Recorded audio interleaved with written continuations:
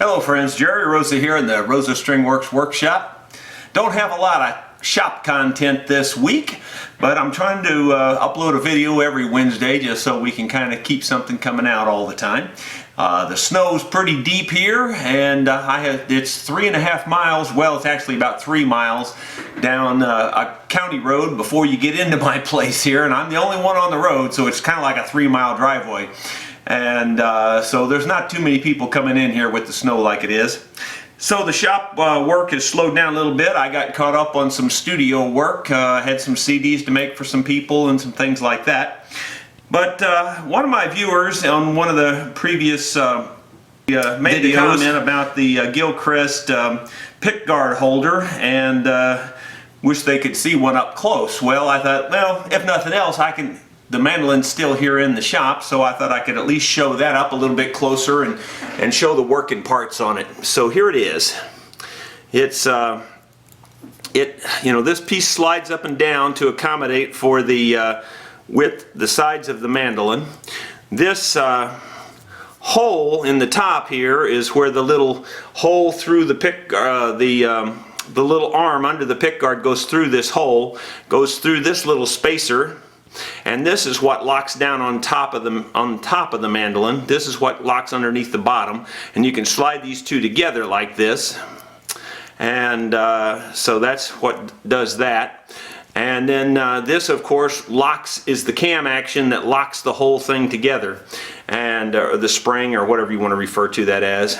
And so when you lock that little arm, then they quit sliding up and down.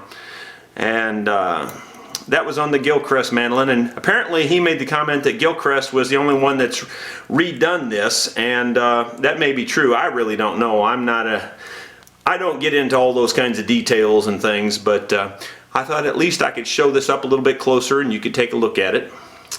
Hold it still there where you can see how it's made. Slide that in and out, and then I'll hold it sideways, and you can see when you lock that in, that little spring tension right through that arm there is what keeps it from sliding. It pulls up on that apparently, pulls the two pieces together. And anyway, it's pretty nicely made. Don't know if that will help the fellow or not that was looking for more information on it, but at least I thought he could take a look at it a little closer. Since I don't have a lot of other shop stuff to show you today, I thought, well, I'd just show you a couple other things that I've done in the past and things that I think you might find interesting. The first one is a 3/4 size mandolin. I call it 3/4 size. What I did was I took a ratio off of a 3/4 size fiddle to a full size fiddle, and that worked out to be just about exactly 90%. So I took that percentage and I applied it to this mandolin, and I did every single thing at 90%. It's all carved, all the graduations are carved to 90%. The fret spacing, of course, is 90%. The only things that are full size are the hardware pieces, and I cut the bridge down to make it fit, but it's still a full-size bridge and a full-size tailpiece and a full-size peg head because you have to buy tuning keys for it, of course. I built this for a little girl family that lived not too far from here. They were touring all over the United States there for a while playing, and anyway, the little girl, she was pretty small, and they wanted a smaller mandolin for her, so that's when I built it. Then a few years, and they played it for several years and really seemed to like it a lot. Matter of fact, Rhonda Vincent inquired about me making one for her niece. That didn't work out, but anyway, I heard that the family was having hard times and they were selling everything that they owned, so I decided to go buy this back from them. I heard it was for sale, so I went and bought it back, and that's how come I have it back. And I don't really plan to sell it again, but if somebody would be really interested in a 3/4 size, I might turn it loose. It actually has a pretty darn good sound for a 3/4 size mandolin. I'll try to play it. It's being so small with my gigantic hands, it's a little hard to play for me, but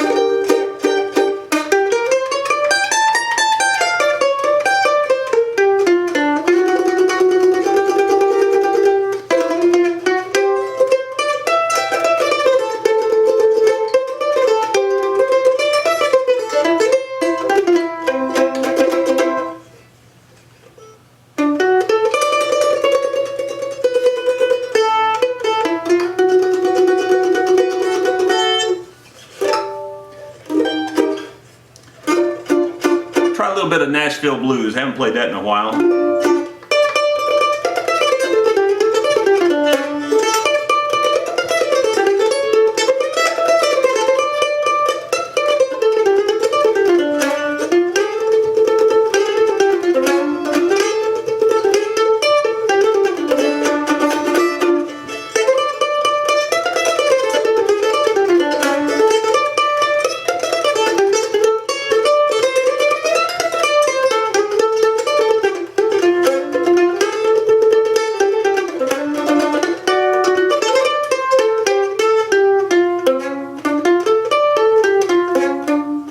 G's a little bit out of tune right now.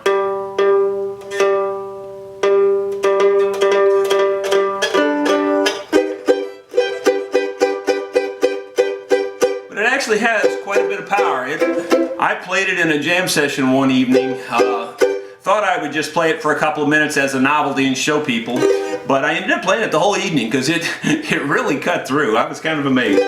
So if you know anybody that could really use a 3/4 size mandolin, well, have them get in touch with me. It would be for sale. It's you know, took as much work to build this as it did a full-size one, although the price on this one is considerably less, just because I realize that it's more of a novelty. But it really is a nice mandolin made out of you know, curly, highly figured maple. It's got a rose carved in the back of it. Rose inlay on the peg head and the full.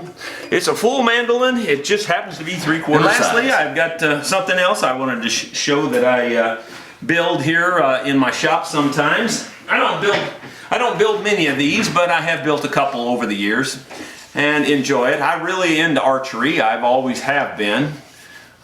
Used to shoot competitive target archery when I was younger, and of course I bow hunt a lot.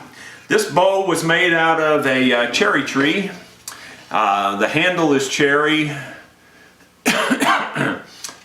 Some maple striping down the center there, and some darker wood there. I think the darker wood is walnut, so it's cherry, maple, walnut, cherry, or maple, cherry. And the back and the belly, the wood that I used on the laminations here on the limbs, it was sycamore, believe it or not. I just happened to have some sycamore, so I just used it, and of course they're fiberglassed over. This bow here, I made it purposely light. It's only 35 pounds. I made it for shooting at rabbits. I like to rabbit hunt with a bow. I think it's a lot of fun. So, and you can draw this much faster and shoot it much faster than you can a compound, because you're pulling through all that and everything. This is here, you can just pull up and snap and shoot really fast when you see a rabbit running through. So this is a lot of fun to use. Anyway, I thought I'd just show you that off and show that we not only do we build and repair instruments, but we do play around with things like this too. And finally, here's the quiver that I made for it. I do some leather work as well, and put a little deer on there and make it all from scratch. There's no kits or anything. Well, like I said, don't have a lot of content for you today. Hope you enjoyed this. We'll see you next Wednesday, if not before.